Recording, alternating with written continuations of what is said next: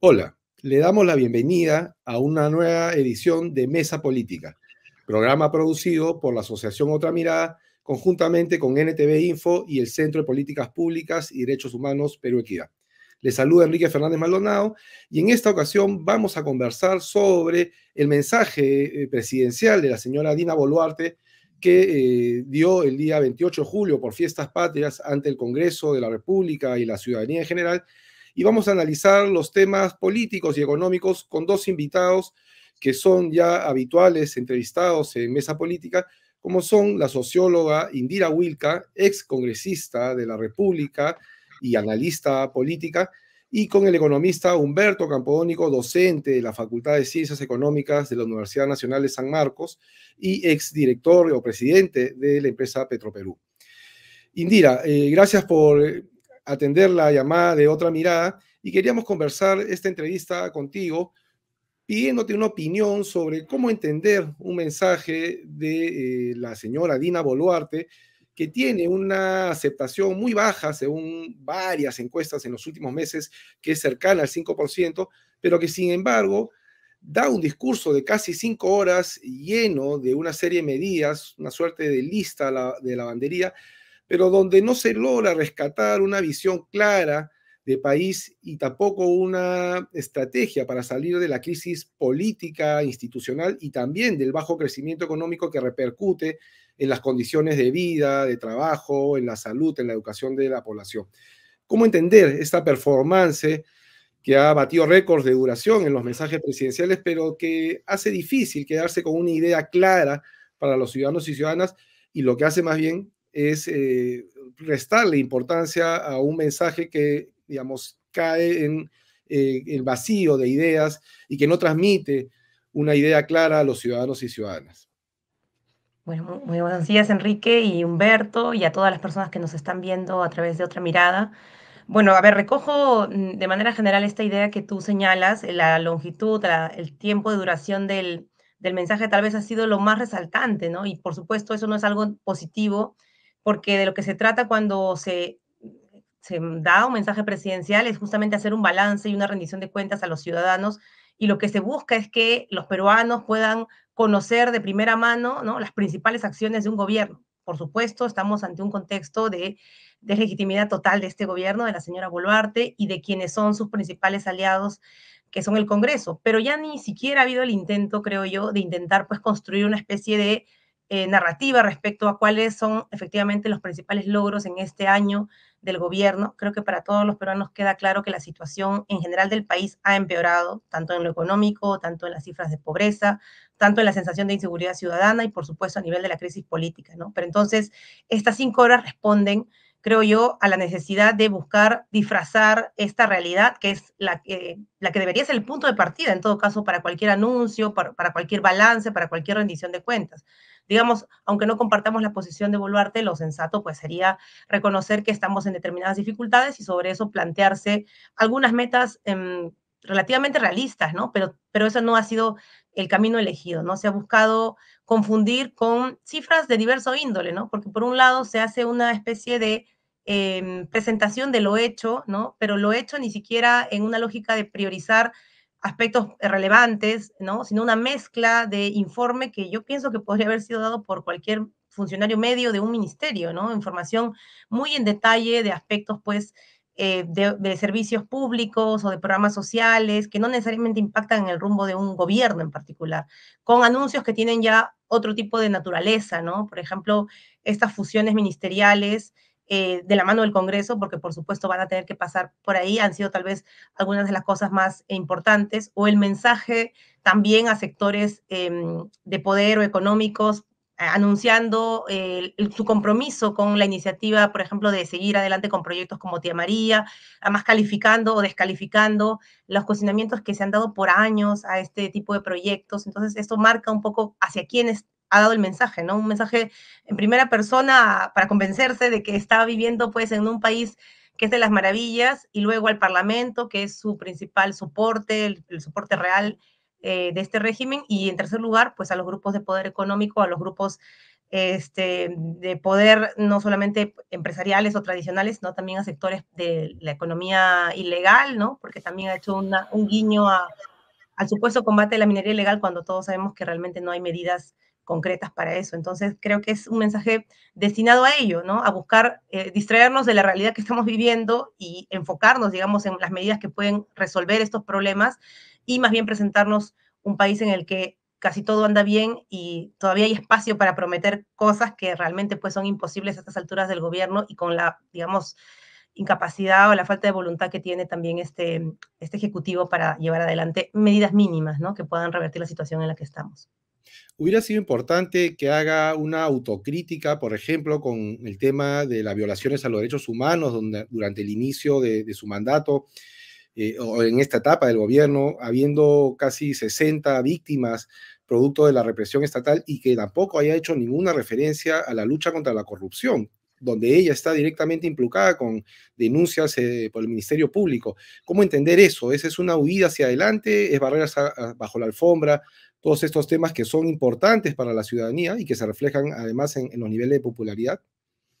Claro, eso hubiera sido lo sensato, aunque no le creamos, aunque no esperemos mucho de ella. Yo pienso, ¿no? En mensajes, por ejemplo, en otro contexto, en el gobierno de Alan García, cuando se dio el baguazo, también hizo un mea culpa.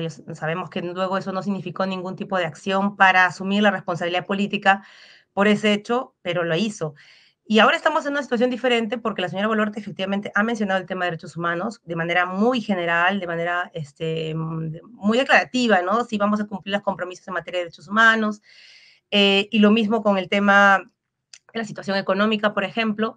Pero claro, digamos, la forma en la que lo ha abordado es simplemente mencionarlo, declarar una situación en la que ella esperaría que las cosas estén bien o que las cosas están bien y simplemente no reconocer el tema de fondo. En el caso de lo que tú has señalado es la necesidad de hablar de un pendiente para el país, ¿no? Y además estas fiestas patrias han estado marcadas también por la movilización social que se ha dado, movilización que además ha tenido como protagonistas a las familias de las víctimas de las masacres del gobierno de Boluarte. Entonces, claro, sin duda es no pues un olvido sin intención, ¿no? Es la necesidad de construir esta imagen de es un gobierno en el que no se admiten ningún tipo de autocríticas, no se admite ningún tipo de reconocimiento de los problemas reales del país y simplemente se va, como tú dices, hacia adelante o se va bajo la perspectiva de señalar que pues que estamos bien y que no pasa nada y que simplemente la necesidad de persistir hasta el 2026 es el único objetivo. Entonces creo que esa es un poco la manera en la que ha construido su mensaje y yo creo que lamentablemente eso es algo que va a incidir en su aún más alicaída imagen presidencial o política, ¿no? Eso, digamos, añade una sensación de indignación o de rechazo que ya de por sí es muy alta en esos momentos. De un gobierno al garete. Humberto, en la parte económica, la presidenta Boluarte ha dado una serie de medidas, de obras a nivel distrital, incluso provincial, regional, pero la sensación que queda es que no existe tampoco una mirada clara sobre cómo revertir la situación de bajo crecimiento registrado en la economía y de superar algunos problemas que lesionan la calidad de vida de la población, como es el tema de la informalidad o la falta de oportunidades de empleo para la población. ¿Qué podríamos nosotros rescatar como análisis de la parte económica de este mensaje 28 de julio? ¿Qué tal? Buenos días con todos. Pienso que el planteamiento o sea, lo que me dices es un tema muy real. En el fondo, este es un país fracturado. Tenemos tres tipos de economías, como bien lo dijo Francisco Durán. Hay una economía formal, con solamente un 20% del empleo. Hay una economía informal, con 75% de informalidad. Y hay también todas las economías ilegales y delictivas y criminales, que ocupan un espacio importante. Entonces, pienso que, aunque no se adopte directamente este enfoque, el tema de la informalidad y de las economías delictivas es clave, ¿no? Y lo que hemos visto es una alianza entre el Poder Ejecutivo y un Congreso que está dirigido por una persona que tiene serias acusaciones o serios vínculos con ramas de la economía ilegal sobre todo en la parte de la minería, ilegal y delictiva, ¿no? Y una serie de leyes que se han dado. Entonces, todo esto con el objetivo de durar hasta el 2026 y de ver de qué manera pueden hacer para preservar, ¿no?, el poder que actualmente tienen. Y yo creo que eso es lo que puede explicar todo el contexto bajo el cual la señora presidenta se ha dedicado a leer una serie de datos y de cifras, como tratando de decir, estamos haciendo cosas y tratando al mismo tiempo de dejar detrás de un velo el hecho de la realidad de lo que está sucediendo en el país. Y no se va a arreglar, ¿no? Porque no hay una política para enfrentar algún tipo de diversificación productiva, para enfrentar algún tipo de incentivo a otros tipos de empleo. Hay que incentivar bastante más incluso el turismo. Yo creo que lo único nuevo que puede haber es esta relación con China, en el sentido del puerto de Chancay y lo que puede dar esa inversión con respecto a un posicionamiento geopolítico distinto. Pero eso es algo que, digamos, tiene toda su importancia, pero no llega a ser el fondo del asunto, ¿no? Pienso que también la reacción del empresariado no ha sido una reacción en la cual se pone de manifiesto todo este contexto, todo este tinglado que hay sobre la base de un apoyo en economías informales y delictivas, y más bien lo que he visto es el saludo a que sale tía María, ¿no? Y con ese saludo al que sale tía María, lo que se está diciendo es ya, por lo menos que salga esto, no me importa el resto. Y con ese planteamiento creo que no vamos a ir a ninguna parte. Rosa María Palacios, en su columna del domingo en La República, tuvo una frase interesante que dice ella que se lo dijo a alguna persona con quien conversaba, ligada al sector empresarial, y le dijo: si se combate la ilegalidad, medio Perú ya no come, ¿no? Eso fue lo que se consigna. Y ese es un punto central, ¿no? O sea, estamos viviendo en un sistema donde hay una gran informalidad y también ilegalidad.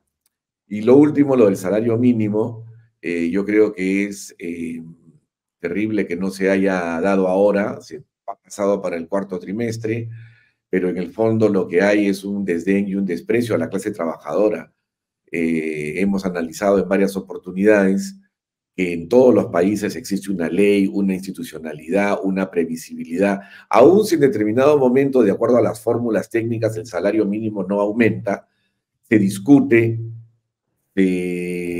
hace un planteamiento y se aprueba o no se aprueba. En Chile, todos los años, el 15 de diciembre, en el Congreso se aprueba una ley sobre cómo va a ser el salario mínimo. Igual es en Colombia, aunque no con ley. Y bueno, no quiero seguir con esos ejemplos, pero aquí desde el 2007 nos están meciendo en el Consejo Nacional del Trabajo, como que sí, que ya sale, no, pero se fue un gremio, se fue el otro gremio, no hay fórmula, que de repente salarios mínimos regionales, etcétera, todo para que no haya, ¿no? Entonces, yo creo que eso también es un tema de la más alta importancia, porque el salario mínimo tiene una repercusión en los sectores más necesitados y es un indicador también para el resto de los salarios, ¿no?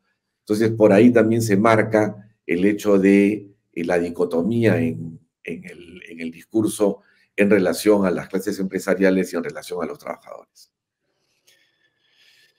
Humberto ha señalado este tema que es objeto de discusión en los últimos meses y años de la importancia que ha adquirido la economía ilegal para el conjunto de la economía en el país. Una encuesta reciente daba cuenta que en algunas regiones hasta 2/3 de la población señalaba que de alguna u otra manera se veía beneficiada por alguna actividad informal o ilegal.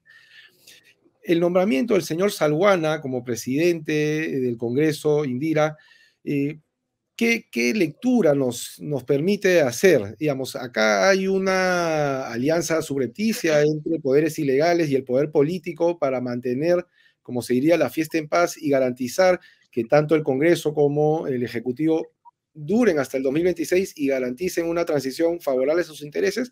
¿Es así como debemos entenderlo o hay otra forma de aproximarnos a este hecho concreto?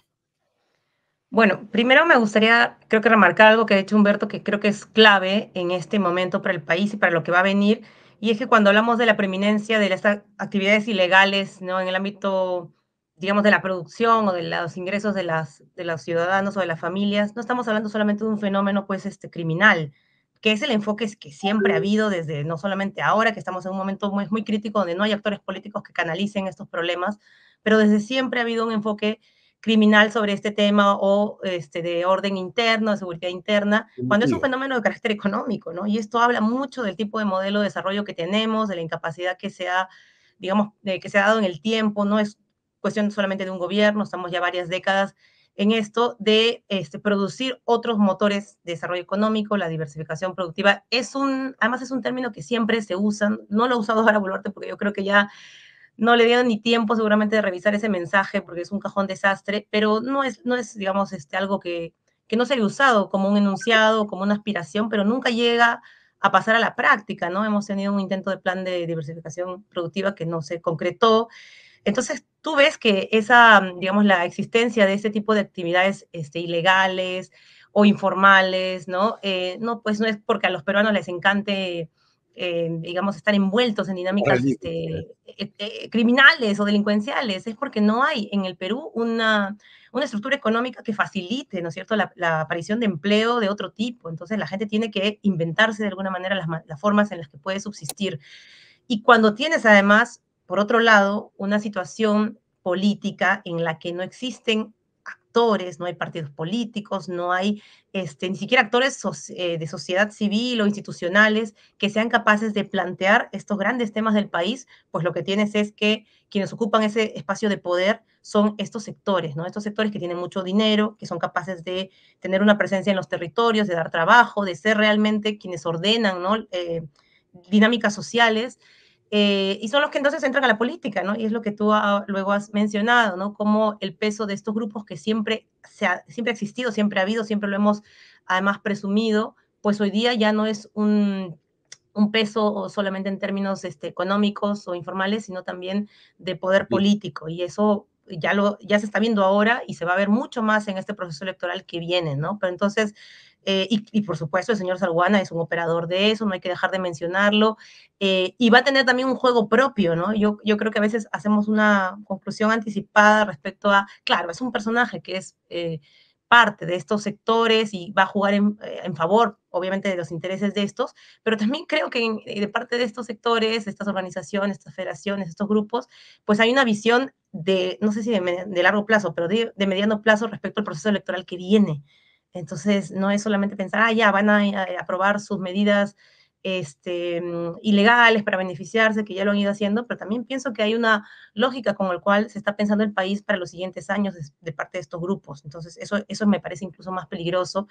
Y para nosotros, en todo caso, la responsabilidad es cómo pensamos también la situación económica del país, más allá de la coyuntura inmediata, ¿no? Más allá de estas, digamos, anuncios que buscan de alguna manera enmascarar la situación que viene agravándose hace muchos años, ¿no? Entonces, el debate sobre lo económico es fundamental en este momento y también para el proceso que va a venir de elecciones, ¿no? Porque es esa situación económica, esa forma en la que está organizada la economía y el Estado, la que nos ha dejado más vulnerables a esos sectores. Es un fenómeno global, es un fenómeno latinoamericano, pero en el Perú lamentablemente hemos estado muy vulnerables y estamos muy vulnerables a que estos sectores se empoderen y, por supuesto, adquieran una presencia más allá de lo económico y pasen a lo institucional y a tener un poder político muchísimo más grande, ¿no? Entonces creo que es clave la discusión en materia económica. Humberto lo decía, ha habido un olvido total a las necesidades de los trabajadores. El tema del sueldo mínimo se mencionó para decir que eso se va a discutir en el Consejo Nacional de Trabajo, y para quien no lo recuerde, el Consejo Nacional de Trabajo está desactivado hace años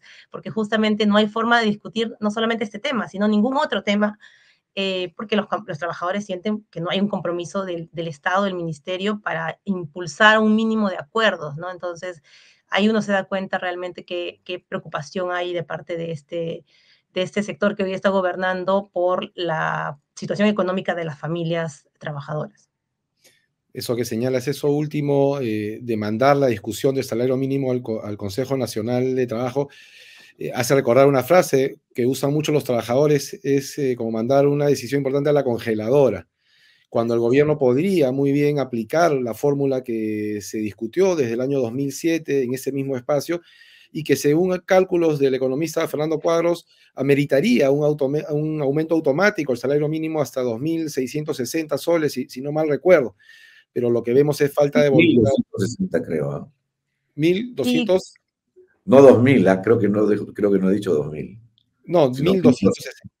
Pero además cuando sí se han hecho anuncios de incrementos salariales para otros sectores, ¿no? El policial, militar, cuando se ha anunciado el incremento de la pensión no contributiva del programa Juntos y otros anuncios que implican pues un desembolso de presupuesto, pero para esto otro que puede darse de una manera planificada y con una fórmula, ¿no? Con una metodología, pues de ninguna manera ha habido ningún tipo de cambio a lo que ya hemos estado viendo en los últimos años.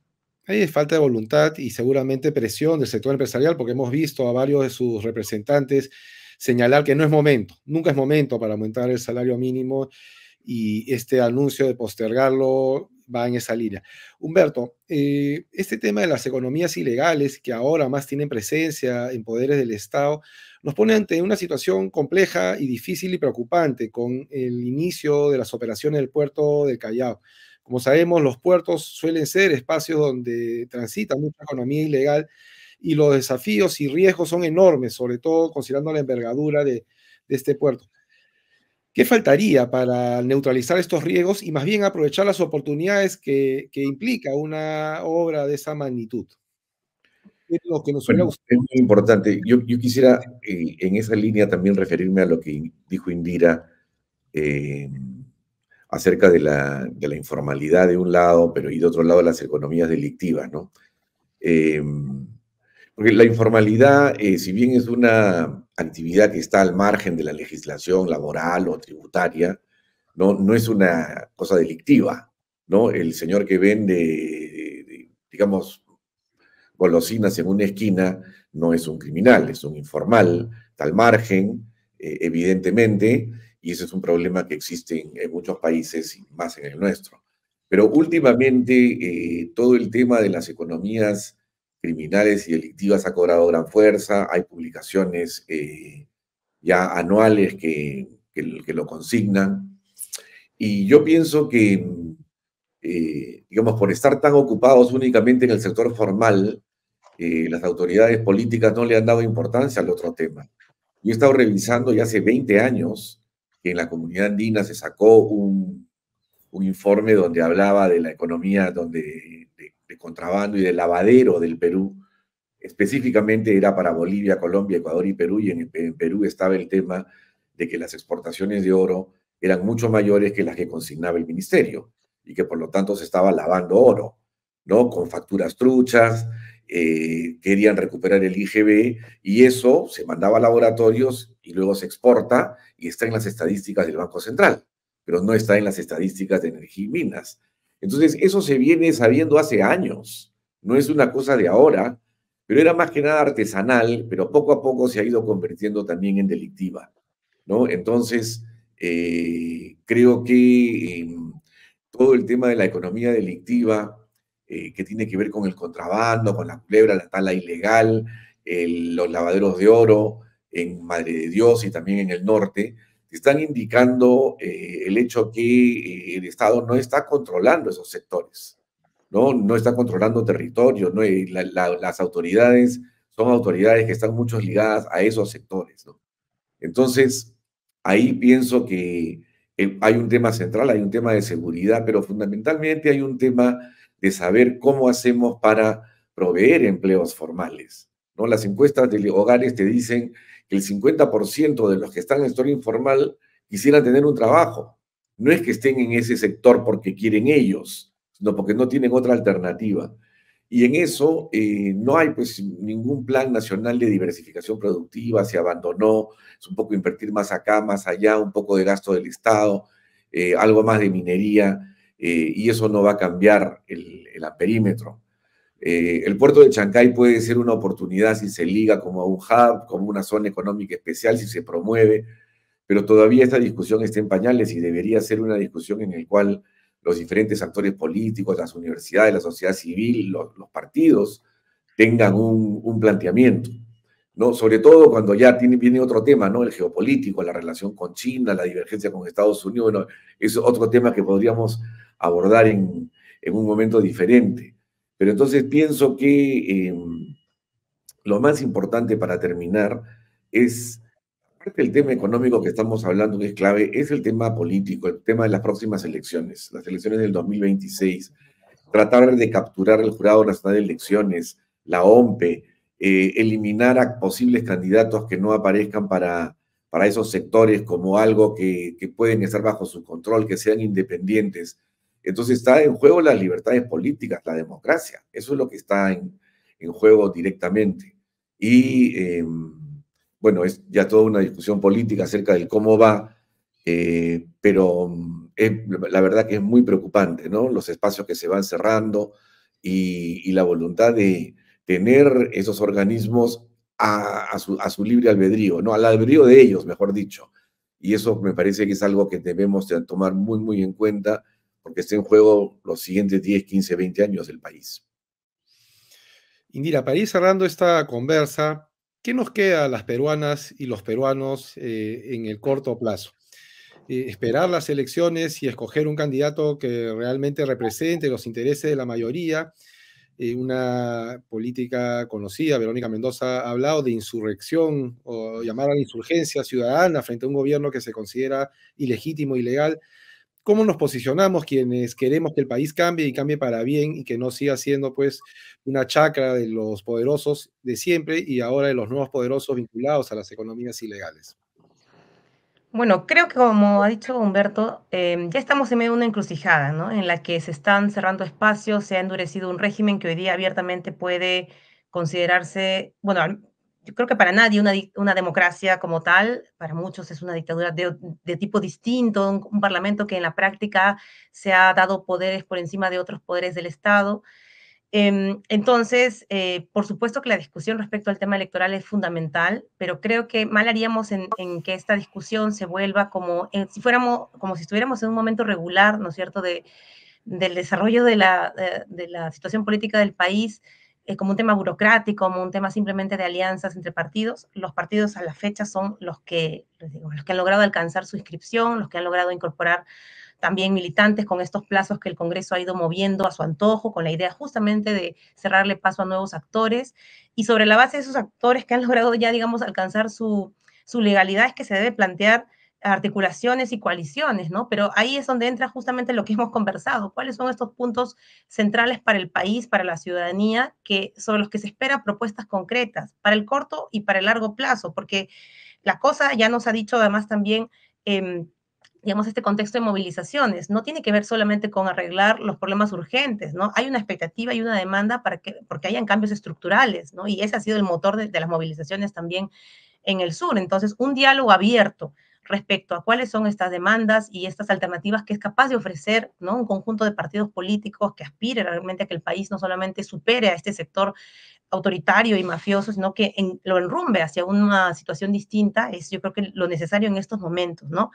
Esto va conectado, como digo, al proceso electoral, pero no espera solamente a que el proceso, digamos, inicie de manera formal, porque el proceso electoral, el calendario va a iniciar el próximo año, todavía en abril, pero esperar hasta ese momento para actuar, creo que sería una cuestión no solamente pues irresponsable, sino también una cuestión que nos debilitaría mucho, ¿no? Hay que, creo que ponerse digamos, en la acción, ¿no?, respecto a este tema. ¿Cómo garantizamos que en medio de esta dispersión, porque hay más de 30 partidos políticos inscritos en este momento, porque la gente no identifica en estos momentos una alternativa clara que le haga el freno a estos sectores, al Ejecutivo y al Parlamento en particular, cómo se construye entonces esa alternativa? Una oposición en estos momentos, hay que decir, que no ha sido capaz de ser articulada en términos políticos, ¿no?, para hacerle frente a este sector autoritario. Bueno, pero todavía hay una tarea por hacer para articular una alternativa, en todo caso, de cara a este proceso electoral, pero para ello yo creo que es, además de las afinidades propiamente políticas e ideológicas, a mí lo que hace falta es saber qué es lo que se plantea para el país, ¿no? Mucha gente,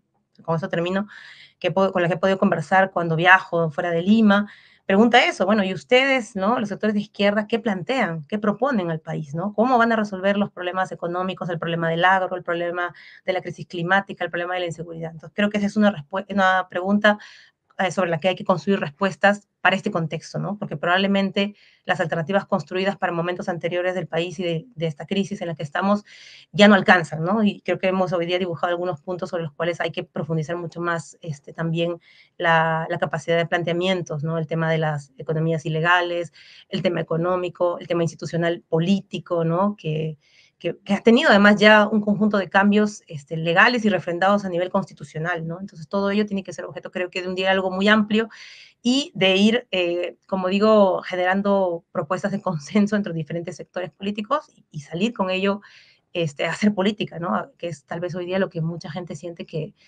no se está haciendo con mucho más énfasis. Así que creo que por ahí son algunas tareas que nos están quedando también. Humberto, y tú desde el ámbito académico y de la sociedad civil de la que formas parte, ¿qué alternativas tenemos en este corto periodo que queda para culminar este gobierno y para pensar en alternativas que hagan viable este país y que no nos lleven pues, a una fractura mayor o eventualmente a situaciones de violencia a las que no queremos regresar? Claro.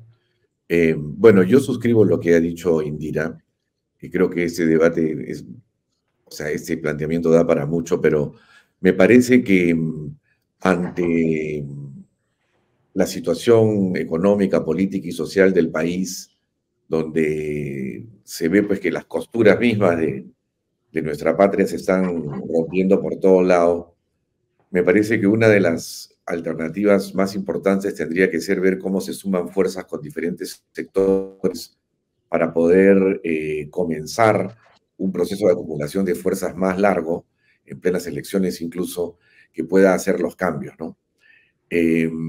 Yo trataría de ver, no sé, algunos ejemplos de otros países para ver qué cosa es lo que se puede aprovechar del Frente Popular de Francia, de lo que ha pasado en México, del planteamiento de Lula, del planteamiento en Chile, ¿no? ¿Qué cosa es? O sea, cómo se plantea, digamos, este momento político tan importante, tan nuevo en la historia, ¿no? O sea, va uno a ir solo con sus propias banderas, ¿no es cierto? Vamos a unificar criterios con algunos otros sectores. Es un tema solamente programático en el sentido de ponerse de acuerdo sobre un programa de gobierno y no sobre bases ideológicas, etcétera. Ese es el debate central, ¿no? O sea, si en la izquierda se plantea, digamos, todo esto, cómo es que van a ser las candidaturas, va a haber elecciones primarias, no va a haber elecciones primarias entre varios. Pero ese debate, ¿no? Indira nos dice, claro, en el calendario todavía está lejos, sí es cierto, pero juntando todo lo que ella dijo, más lo que yo puedo reflexionar ahora, ese tema también está, porque están todas las discusiones alrededor de ese punto, ¿no? Y hay movilizaciones, etcétera, y pienso que el tema de lograr una unidad y un consenso sobre bases claras, no completas, pero claras, en el sentido de revertir el deterioro actual sería de la más importancia y que debemos reflexionar sobre eso y actuar sobre el tema, ¿no? Un desafío que en realidad, digamos, es enorme y que seguramente el tiempo que queda de aquí al 2026 puede quedar corto. Creo que hemos, digamos, dejado pasar mucho tiempo antes de plantear la necesidad de construir un frente que frene los intentos de la derecha, la ultraderecha, de los sectores conservadores, de retrotraer el país a épocas donde lo que primaba era el autoritarismo, el machismo, el racismo, y revertir los pocos pero importantes cambios que se dieron en los últimos años es, creo que, una tarea de quienes queremos que este país sea viable, pero que además sea un país justo para la gran mayoría de peruanas y peruanos que pasan muchas penurias día a día para sobrevivir en un país tan injusto y con una calidad de la representación política que no es la que merecemos. Hay muchos temas para conversar, pero el programa se ha quedado corto. Indira, Humberto, les agradecemos desde Mesa Política su participación en este programa y los invitamos a una próxima entrevista para poder ahondar en estos temas. Y a nuestros seguidores de Mesa Política les invitamos a compartir el contenido de este programa a través de las redes sociales que están en la parte inferior de nuestra pantalla. Muchas gracias y hasta una próxima oportunidad.